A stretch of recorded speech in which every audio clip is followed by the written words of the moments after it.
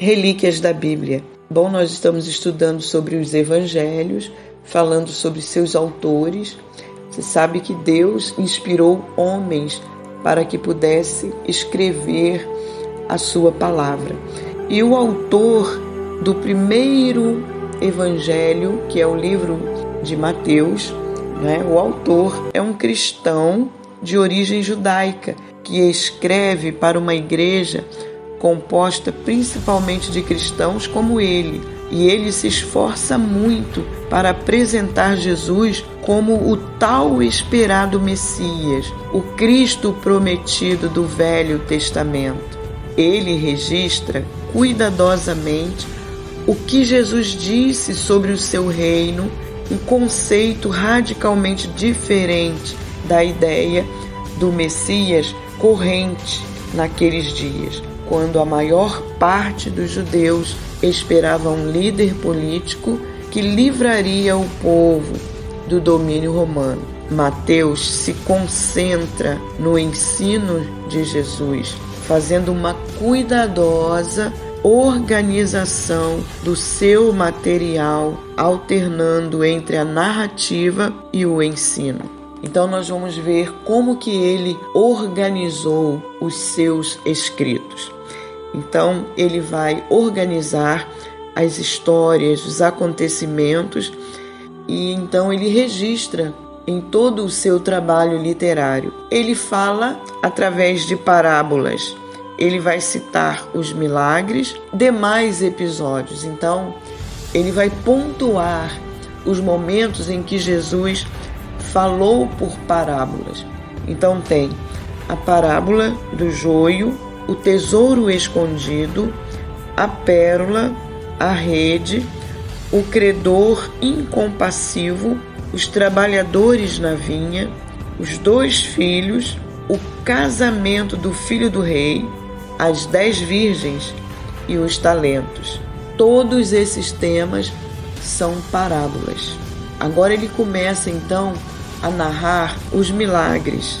E ele vai falar dos 2 cegos, o mudo possesso por demônio, a moeda na boca do peixe e outros episódios como o sonho de José, a visita dos magos, a fuga para o Egito, o massacre de Herodes, o sonho da mulher de Pilatos, a morte de judeus, que também é muito falado no livro de Atos, os santos ressuscitados em Jerusalém, o suborno dos guardas e a grande comissão.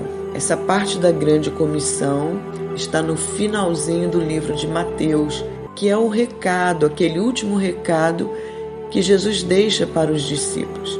São recomendações. Como nós, quando vamos sair, viajar, deixamos recomendações para os nossos filhos, para as pessoas que trabalham conosco. E Jesus então deixou recomendações também. E ele fez questão de dizer, nessas recomendações, ele pontuou que pessoas estavam se agradando dele e outras não. E depois então ele disse que era para os discípulos irem por todo o mundo e que eles pregassem o evangelho para toda criatura, que eles ensinassem, batizassem em nome do Pai, do Filho e do Espírito Santo. Então a gente observa o detalhe, a riqueza de detalhes na mensagem de Jesus e na organização de Mateus para poder deixar esse relato bem claro para que todos os leitores pudessem entender o propósito daquilo em que Jesus estava querendo que os seus discípulos fizessem. O propósito de Mateus era mostrar que Jesus é o verdadeiro rei, descendente de linhagem real de Davi, como Deus prometera. E é possível que, em Mateus, tenhamos a lista de herdeiros do trono. Quando Lucas dá a genealogia de José, a lista de Mateus, ela foi utilizada e abreviada para que soubesse no seu padrão. Engraçado que muitas pessoas desconsideram como importante essa genealogia. Às vezes, nas suas práticas pastorais, não gostam de ler, mas é muito importante dar essa referência dos nomes, a importância das pessoas, a origem, a nossa árvore genealógica. Então, a árvore genealógica de Jesus. Eu me lembro aqui que certa vez Jesus estava andando pela cidade, um cego começou a gritar: Jesus, filho de Davi, tem misericórdia de mim. E aquilo ali chamou a atenção de Jesus. E Jesus parou e era como se ele estivesse traduzindo essa real importância. Esse daí me conhece. Esse daí conhece a minha história. Esse daí conhece a minha árvore genealógica. Porque ele gritou: Jesus, filho de Davi. Então, aquele cego, realmente ele tinha uma deficiência visual, física, mas ele enxergava muito em termos de história, em termos de situações em que ele estava ali descrevendo Jesus, filho de Davi. Então ele citou a história e Jesus pôde dizer, isso não está na Bíblia, mas era como se ele estivesse dizendo: esse me conhece, esse conhece a minha história. E eu penso que talvez tenha sido isso um momento impactante para fazer com que Jesus parasse. Aquele cego esteve diante de Jesus e Jesus pôde curá-lo. Jesus perguntou a ele o motivo do seu chamado. Ele falou: eu quero ver. E Jesus estava dizendo, quase que em outras palavras: meu filho, você já enxerga demais, você vê muito. Quando você gritou Jesus, filho de Davi, é sinal de que você tem uma visão ampliada da minha história. Você sabe quem sou eu. E Jesus então quis mostrar para ele que a deficiência visual, ela realmente deixa a pessoa cega, mas que tem muitas pessoas que, além da cegueira visual, ele é cego espiritual, ele não enxerga as coisas do reino. E Jesus estava mostrando para ele que ele já tinha uma visão do reino.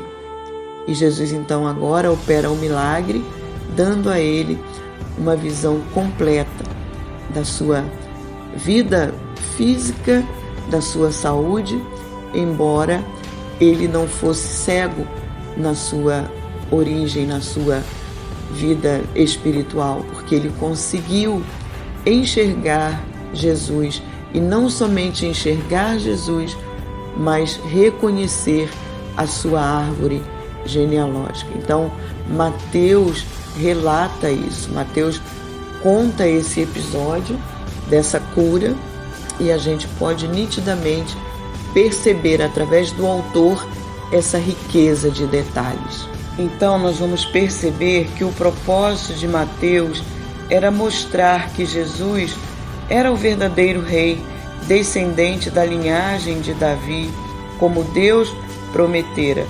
E é possível também que em Mateus tenhamos a lista desses herdeiros, porque já falamos sobre isso aqui, sobre a árvore genealógica de José. E a lista de Mateus, ela foi estabelecida, abreviada, para que coubesse completamente no seu padrão. Então, as questões das genealogias, elas são importantes. O nosso conceito de que seja o cerne do Evangelho pode não ser visto como tal em outras culturas, mas a cultura em que estas genealogias são muito importantes.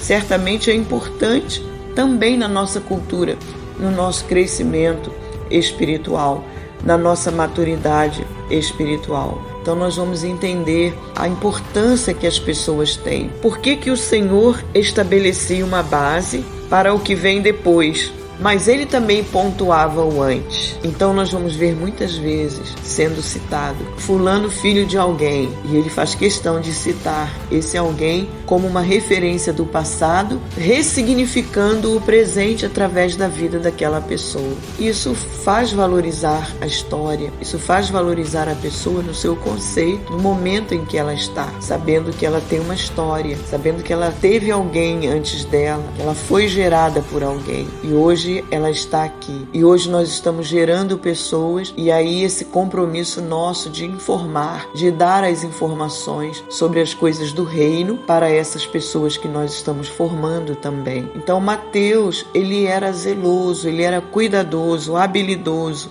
em mostrar essa realidade. Então ele se preocupava nessa organização, ele era organizado. Os outros escritores eram organizados também, mas nós estamos falando de Mateus, do primeiro livro, o primeiro evangelho. Então nós estamos pontuando essa capacidade de Mateus, algo assim extremamente importante. E nós vamos ver também que uma das coisas mais importantes sobre o Novo Testamento é a maneira como os autores vão se comportar. Uns vão dizer claramente que Jesus era um jovem carpinteiro de uma remota aldeia que foi executado com seus 33 anos, mas que também ele era Deus. E não simplesmente um Deus, mas Deus, o único Deus, o verdadeiro Deus do Antigo Testamento e agora presente de uma forma humana no Novo Testamento.